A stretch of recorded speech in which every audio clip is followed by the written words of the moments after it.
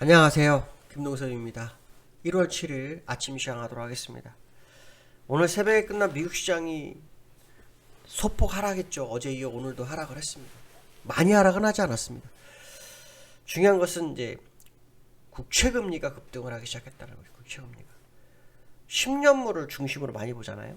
10년물 국채금리가 1.753. 이거를 보면서 이제 어떤 생각을 해야 되냐면요. 야, 시장 되게 잘 견디네. 이렇게 생각하는 게 맞습니다. 왜냐면 예전에 국채금리가 1.6을 넘기 시작하면은 주가가 급락을 했어요. 근데 지금 1.753이 어마어마하게 오른 거거든요.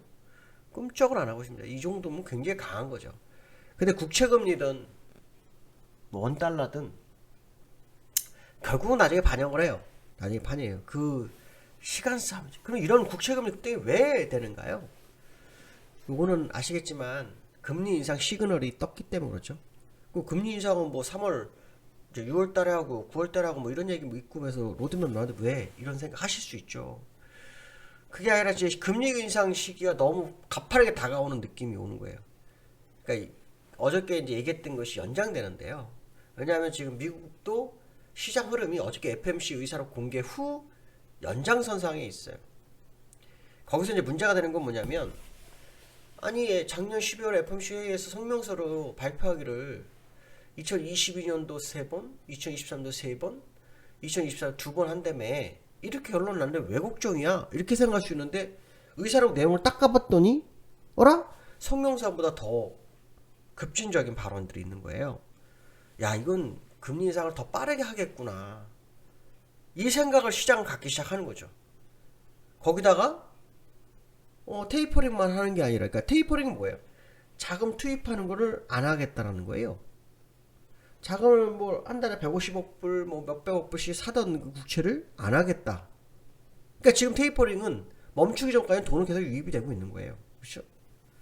근데 그러고 나서 금리 인상을 하겠다 이렇게 된 건데 FOMC 의사록에는 뭐가 나오냐면요. 이 테이퍼링 말고 이 테이퍼링 양적완을 줄이는 금액을 줄인 거지만 양적완 했을 거 아니에요. 했을 때 샀던 국채라든가 뭐 이런 게 있을 거예요. 대체자산 보상에 남아 있을 거란 말이에요. 그게 8조 8천억 불이 됩니다. 8조로 8조.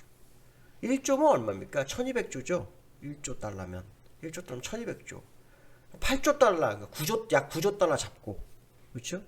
얼마입니까? 이미 해석도 안 됩니다. 그죠? 1200조 곱하기 9 하면 됩니다. 이 돈이 시장에 풀려 있는 거예요.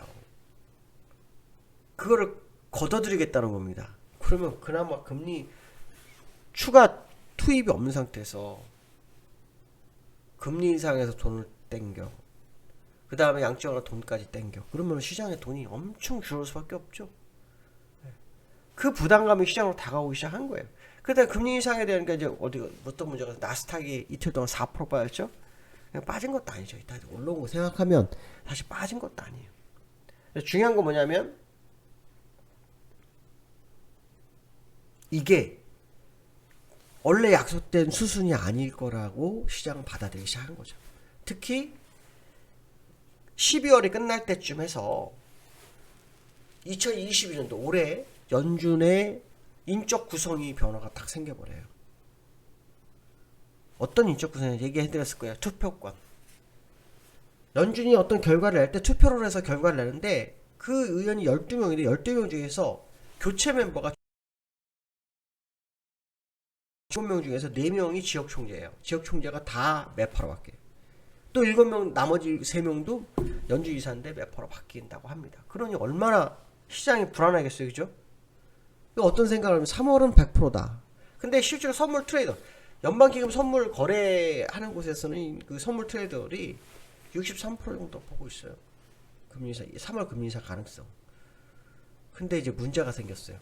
어떤 게 문제가 생기냐면 3월을 그래 아유 2달 남았어 이런 생각도 할 수 있지만 1월달도 문제되는 거 아니야? 이런 생각할 수 있죠. 왜?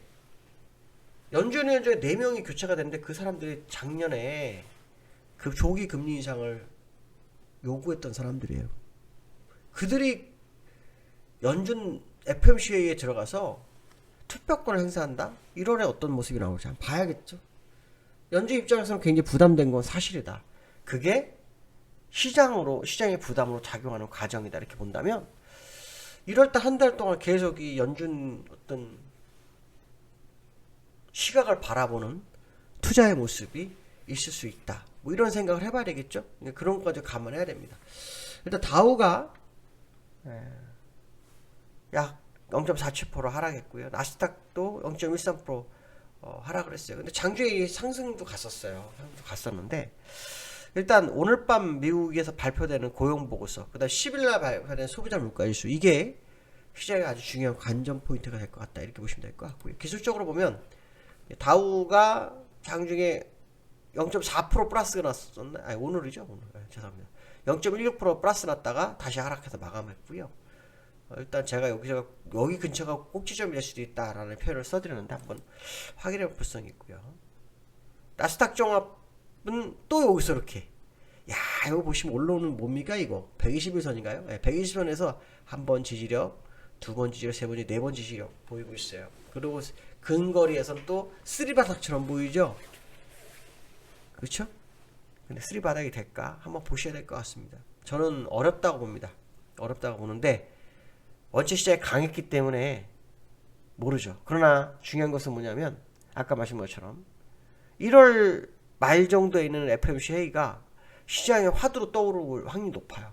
아직까지 그 얘기는 안 나왔지만 저는 분명히 1월 FOMC 회의가 시장의 분수령으로 조만간 뉴스로 다가올 거라 보고 있어요. 그거는 아까 말씀한 것처럼 연준 의원들의 구성의 변화, 그 구성의 변화 때문에 시장은 촉각을 곤두세울 거다라는 생각을 한번 해보시는 게 좋겠다라고 말씀드리고 싶고요. 두 번째는 여기 환율이요 1205원에 끝났습니다. 매일 오르고 있죠. 여기 환율이 1205원. 어저께 환율이 얼마에 끝났나요? 1202원인가에 끝났던 걸로 기억하는데 1201원에 끝났어요. 그러면 여기 환율이 또 4원이 또 올랐어요. 여기 환율. 이 원달러가 사실은요 작년 기준으로 보면 작년 코로나 터졌을 때 지수가 2200이었거든요. 2200. 그때 원달러가 1200원이었습니다. 그러니까 지금 원달러하고 주가는 너무너무 안 맞는 상황이라는 것을 잊지 마셔야 됩니다. 그럼 뭐 안 맞는 게 뭐, 시기적으로 다를 수도 있고, 뭐 때에 따라 다를 수 있지. 그럴 수 있습니다. 맞습니다. 그럴 수 있지만, 과거 사례를 보면 결국은 시장에 뭐 한다? 반영하더라. 그러니까 오늘도 국내장 원달러의 흐름이 굉장히 중요하겠죠. 일봉으로 보면 완전 1, 2, 3 3봉 돌파가 있죠. 우하향 3봉 돌파하고 주봉상으로도 지금 올라서기 시작했죠. 새로운 추세가 열린다라고 주봉은 알려주고 있어요. 월봉도 마찬가지죠. 이렇게 되면 국내장이 버티는 것도 굉장히 한계가 있다. 사실 이 원달러를 무시하면서 시장이 방어를 했어요. 원달러를 무시하면서 시장을 방어했는데 이제 방향을 좀 볼 확률이 높다고 보셔야겠죠. 그러면 이거를 뭐 정부에서 관여를 안 하나요? 글쎄요, 쉽지 않을 거다. 지금 요즘 뉴스 나온 것 중에 하나가 뭐냐면 코스피 5천을 가기 위해서 우리가 뭐가 필요하냐? MSCI 편입을 통해서 선진국 지수 배당되는 63조 정도가 우리나라 시장에 들어오면 지수는 4천, 5천을 갈 수 있다. 이런 얘기가 지금 나오고 있거든요. 와, 좋은 얘기죠, 그렇죠? 그런데 주가 왜 빠져? 이렇게 생각할 수 있지만 이거 한번 생각해 보셔야 돼요. MSCI에 편입되기 위해서 꼭 봐야 되는 게 환율인데 이게 개방이 되려면 자유로운 운동이 움직여요. 자율적인 거래가 이루어져요. 그러니까 자율 반등, 뭐 자율 뭐 하락, 뭐 이런 것들이 있어야 돼요. 인위적인 게 드러나면 MSCI는 물고 나갑니다. 그러니까 지금 우리나라 입장에 굉장히 애매한 시간에 MSCI 얘기를 꺼내서 4천이나 5천에 대한 지수에 기대감을 불렸지만 현재 시장 상황으로 원달러가 상당히 부담으로 다가오는 거다. 이런 해석도 해봐야 되겠다. 뭐 이런 말씀드리고 싶고요. 그 다음에 세 번째로는 다음 주 금토일 금리 인상. 야, 이거 제가 말씀드렸는데 지금 어저께 뉴스 딱 보니까 1.25%로 올릴 가능성 높다. 이런 뉴스 나오네요. 금통위가. 저는 개인적으로 가능하다고 봅니다. 확률 굉장히 높게 보고 있습니다. 그래서 그런가요? 기관들이 물량을 많이 팔아요. 물론 뭐 배당을 받고 차익 매물이 나온다고 할 수 있지만 그런 이유로도 꽤 나왔어요. 그 이후에도 꽤 나왔습니다. 그걸 보면 지금 뭐 다음 주 금리 인상 가능성을 좀 열어두고 봐야겠죠. 그러면 어떤 문제가 생기냐면 이거는 생각해볼 필요성이 있는 부분이라 저도 생각을 전해드리는데요. 미국이 3번 금리 인상을 시사했지만 지금 상황으로 4번 예상되고 있거든요. 우리나라는 5번이 될 수도 있는 거죠. 그러니까 그것도 한번 생각해 보셔야 됩니다. 그 얘기 무슨 말이냐면 1년 내내 금리 인상 때문에 시장이 좀 어려울 수 있다. 이 생각도 한번 해봐야 되겠다. 말씀드리고 싶습니다. 자, 오늘 여기까지 있습니다. 감사합니다.